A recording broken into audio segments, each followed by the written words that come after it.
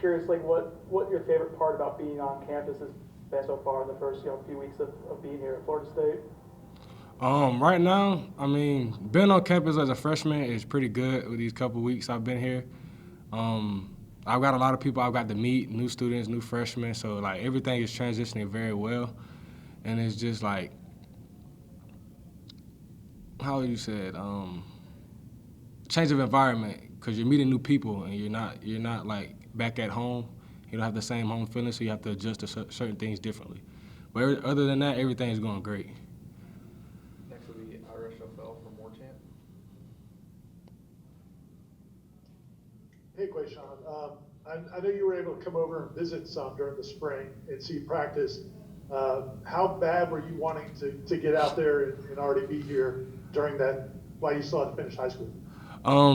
It's kind of hard being around Coach Atkins and not being able to jump in that fire sometimes. But it's like I said, it's a change of environment. I wanted to be in it so bad because it's like you're being able to work with the guys that you're going to be with for the next 3 to 4 years while I'm here, depending on if I leave early or go to the draft early. But like being around them guys and watching them do the practices during the spring just made me want to go out there and participate along with them, because it's like those are my brothers. Those are people I'm going to build a brotherly hood with, bond. So it's like it was really hard trying to just sit on the side and just watch when I wanted to participate as well. All right, we'll go back to Brendan Sano. You mentioned watching Coach Atkins. I guess when the times you've been on the sideline to kind of watch him coach, and I guess even during camps, like to interact with him a little bit. What stands out about his coaching style, and why do you connect with that? Why did you pick to play for him? Well, the reason I picked to play for Coach Atkins is because a lot of people don't know, well, maybe some people know, but it's like unique. Coach Atkins doesn't have kids, so his players are his kids. Those are his most responsible. He's more responsible of them than anything else, because he treats them like they're his own.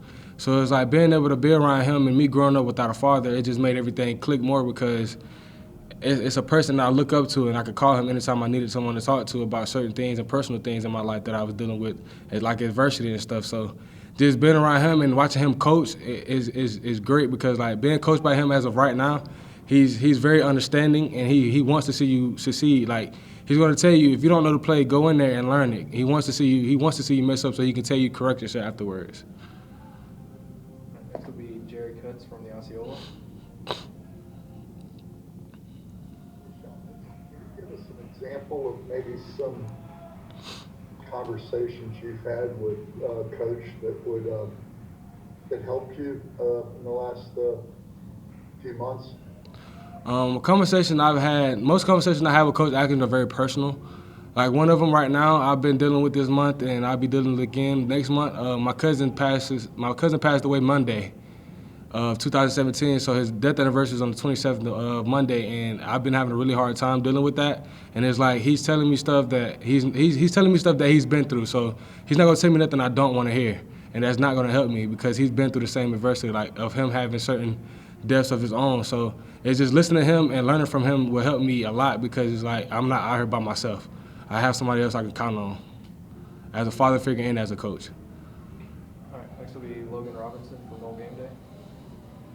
Hey, Qae'shon, welcome to Tallahassee. What are you working on this summer with Coach Storms, or anything specific that you're working on with workouts, recovery in any way, shape, or form with Coach Storms this offseason? Right now, Coach Storm has set a goal for me to get down to 320. As of right now, I am 339. So it's been a very good transition, because when I first got on campus, I was 350. So you can tell there's a big difference over these past few weeks I've been here.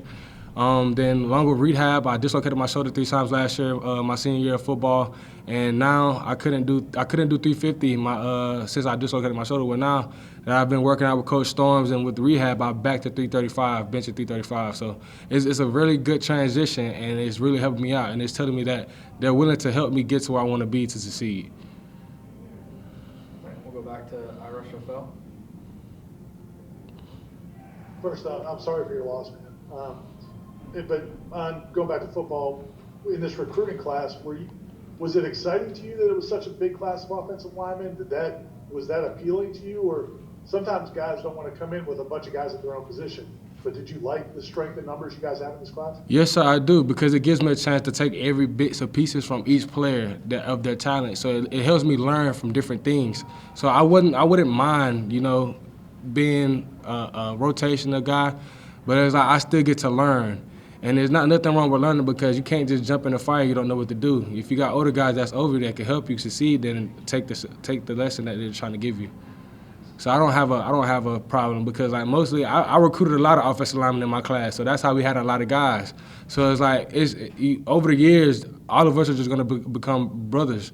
It's gonna build that bond together. So it's not a problem with coming into a program where there's a humongous number of players.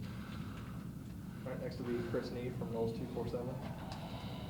Hey, Qae'shon, how beneficial is the structure of college life as you're trying to get into the football atmosphere of the next level as you're getting yourself ready?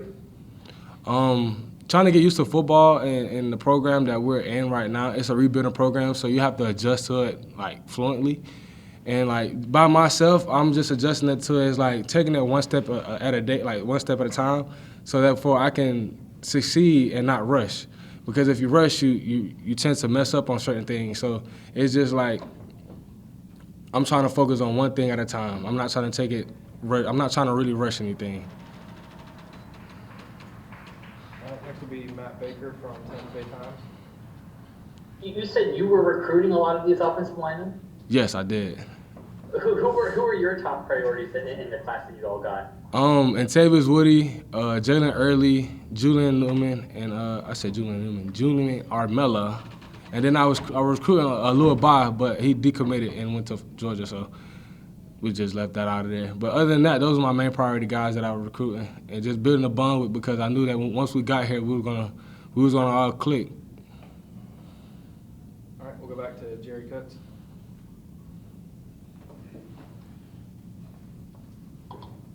Where you're at in football right now as an offensive lineman, what do you see as your strengths coming in, and what things are you going to have to develop your football player you want to become? When I got here, the things I know that I was good at is my speed off the ball. I'm really good off coming off the ball. But a lot of things that Coach Atkins has been telling me I need to work on is my hips, staying in the ground, cleats in the ground more, and just being able to learn the playbook easily. All right, next will be Austin Cox from War Chant.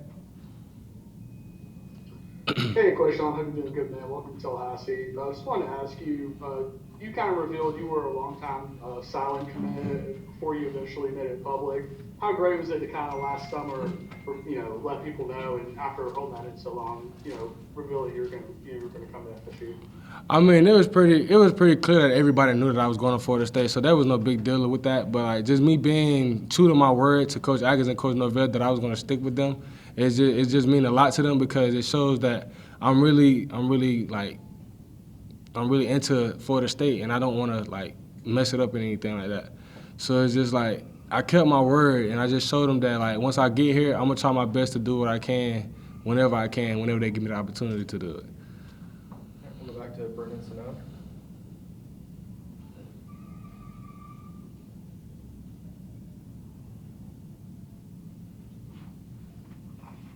Looks like Brendan's frozen. We'll go back to Ira Schafel. So how far back does your relationship with Coach Atkins go, and how did he kind of earn your trust through that process? Well, it's kind of strange how Coach Atkins recruited me. I was looking forward to getting a scholarship from Florida State a long time ago because I've watched them play and stuff like that, and the background, the history, and the legacy that Florida State has built. It was kind of strange because like one day I text Coach Atkins, and I didn't know that it was actually Coach Atkins. I felt like it was a joke because how he texted me, it didn't seem like he was it didn't seem like he was a coach. It felt like I was getting pranked or something. But he was like, no, this Coach Atkins.